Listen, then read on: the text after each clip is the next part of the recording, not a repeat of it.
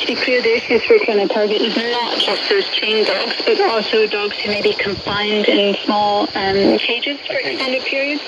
Yeah, but the consequences of this are similar. So dogs experience loneliness, boredom, frustration. They are a social species, and they need companionship, and they need to be treated better than being left at the back of a garden on a chain or cramped in a cage. What struck me was actually when this issue came to light, I really didn't know a lot about the issue. I thought that you had the power to go in there if you saw a dog mistreated. Your power was to get in there and take a dog away. Not true.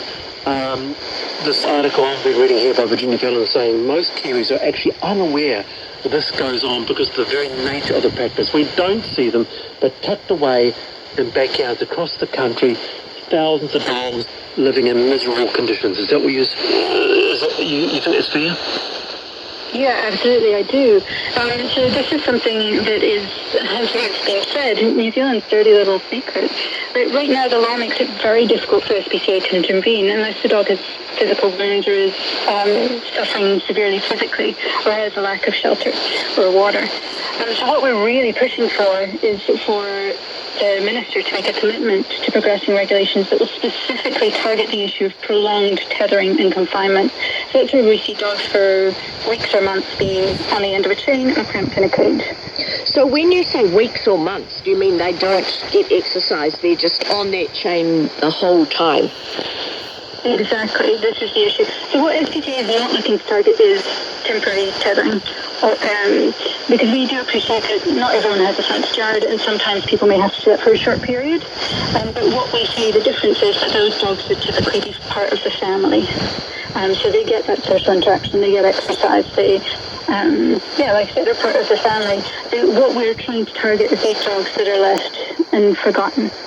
Okay, so reading this, I was thinking of farming situations where dogs are on chains, working dogs sometimes, or they're in a small space, at the end of the day, that's where they live. So you're saying that is acceptable?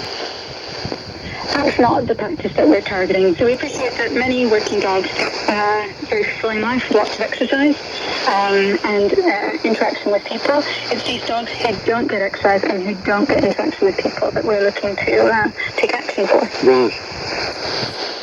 Yeah, I really struggle to understand how there cannot already be a law against prolonged chaining. And, the other mystery of it for me was, why would you have a dog if all you intend to do is keep it permanently chained? Because you still have to feed it, clean up after it, you have to endure all its bored barking or its cries of pain, but then you miss out on everything wonderful that comes with having a dog. So is it some kind of sadism? I'm sorry to use a strong word, but I don't get it.